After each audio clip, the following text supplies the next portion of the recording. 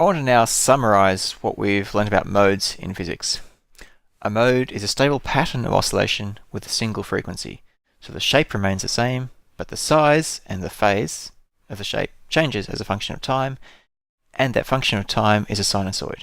So we have a single frequency sinusoid in time that modulates some function of space.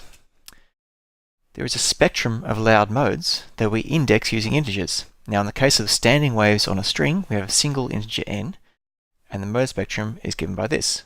Yn of x and t, so x is the spatial dimension, one dimension. The function of x is given by this sine function here, and this is dictated by the boundary conditions where we say that the string is clamped at x equal to 0, so at x equal to 0, this goes to 0, and also at x equal to L, this sine wave must go to 0. So this is the function of space, and we can see as we increase the mode index n, this becomes a higher spatial frequency. We also multiply this function of space by this function of time, so we have separated functions of space and time, and the frequency here, the angular frequency, also increases as a function of the index n. Now in general, it can be more complicated. So if you imagine a three-dimensional situation, like imagine you have a cubic block of jelly and you push it, it'll start wobbling in all three spatial dimensions. For each spatial dimension, we require a separate index, a unique index. So in Cartesian coordinates, a mode function in 3 dimensions might be something like this. So we have u, m, n, p, 3 indices and 3 spatial dimensions, and a function of time. The function of space for each mode indexed by n, m, and p will be some function of x, y, and z. This will depend on the boundary conditions and the physics of the situation. And then for each of these spatial modes, we have some frequency, a unique frequency omega m n p. So each mode has a unique shape and a unique frequency indexed by these 3 indices. So here are some examples of modes in physics, some complicated modes. The first one is a mode of the sun, and this has got frequencies in a frequency in the millihertz, so very low frequency oscillation. It's a system which is naturally decomposed into spherical harmonics. So we have a spherical polar coordinate system with r, theta, and phi. And this animation here shows a computer simulation of one particular mode of the sun. It has a single frequency and a single shape in space.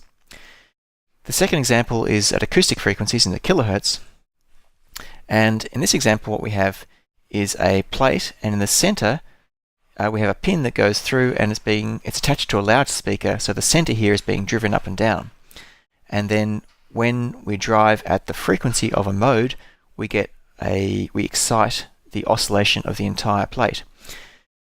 Now the edges here are free to vibrate, so it's different to the standing wave in the string that we considered where we clamped the edges of the system. Here the boundary condition is that the edges are free to oscillate. Anyway, as we increase the frequency of the drive here, we discover mode after mode after mode. Each mode has a unique frequency and a unique shape. The shape here, by the way, is being shown to you by the sand, which is sprinkled on top of the plate. The sand collects in the nodes, so the place where the plate is not vibrating up and down. The black regions are where the vibration up and down is the greatest. And so we see this fantastic and sometimes quite beautiful mode spectrum as we increase to higher and higher frequencies. And also I should point out this system of plate, loudspeaker, and sand, there are a couple of examples of this in the corridors around the place if you want to have a play. The final example here is at sort of gigahertz frequencies, and this is a carbon nanotube, a simulation of carbon nanotube. The first mode here is a bending mode, much like the string that we treated, except again the boundary condition is different. The ends are free to vibrate. So this is the first bending mode, and we give that a frequency of 1 in a normalized frequency. So we can compare all the other different frequencies to that frequency. Now, it's not 1 gigahertz, it's just 1. So we have different bending modes. So this bending mode here, for example, has, we give that a higher index in our standing wave on a string. But then it becomes more complicated because it's not just bending that this thing can do. We also have here a twisting mode. This is the first twisting mode, frequency of about 3.5 times larger than the first bending mode. So now we can see the whole thing twisting. And we go to higher and higher frequencies, we find that there's also a second twisting mode, fourth bending mode. Somewhere here there is the first shell mode. So now the shell of the cylinder is vibrating. This is a so-called shell mode. Back here, I think I missed it. There it is. That's the stretching mode. So it's stretching backwards and forwards. So now we have bending modes, twisting modes, stretching modes, and shell modes. And we can see we can go to higher and higher frequencies and see more complicated examples of this. So this is an example here of the first, there's another mode, the breathing mode. So the whole thing is vibrating in and out, so the breathing modes seem to be particularly high frequency ones. So this is 48 times the frequency of the first bending mode.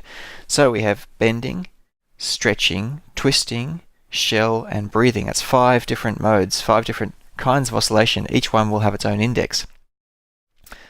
Are there any others? I think that might be it. There's an optical mode as well. Here we go. This is 650 times. So these are modes where the individual bonds look to be vibrating around the edge of the cylinder. So it's a very high frequency mode. So that's 6 different kinds of mode that this system has. So really complicated. The final example I'll give you is the entire universe. And through quantum mechanics, when we take electrons and put them near the nucleus of an atom, and we solve the Schrödinger equation, we find these solutions have modes. Standing wave solutions, which are modes. And these modes are the electron orbitals. We index them with the principal quantum number n equal to 1, 2, 3, 4, 5, 6, 7. And so these pictures here show you the standing waves, the modes, the electron orbitals of electrons around a single electron around a proton, so this is the hydrogen atom. And then we have different indices, L and M as well, that give us more complicated structure in the angular degrees of freedom around the nucleus. And so these modes, these solutions of the Schrödinger equation, are at the basis of all of our chemistry and life and everything. So modes in physics really are everywhere, and I cannot stress enough just how interesting and important they can be.